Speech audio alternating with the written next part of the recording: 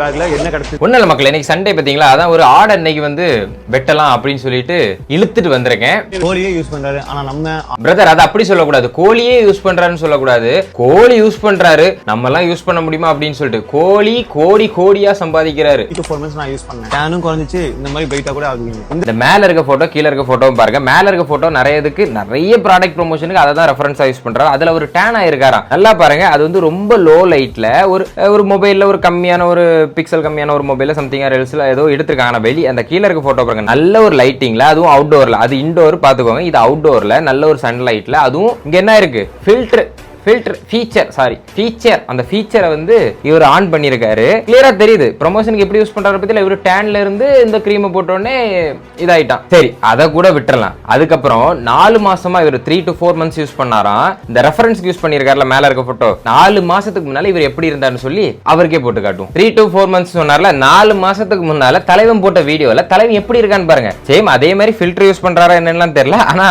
அப்படியே தான் இருக்காரே தவிர ஒன்னும் இவர் டேன் எல்லாம் ஒன்னும் ஆகல. 4 மாசம் ஒரு வருஷமா, கடந்த ஒரு வருஷமா தலைமை இப்படிதான் சுத்திட்டு தெரியறான். நீயா நானால வந்ததுல இருந்து இவருக்கு மூஞ்சி டேன் ஆனதை நான் பார்க்கல.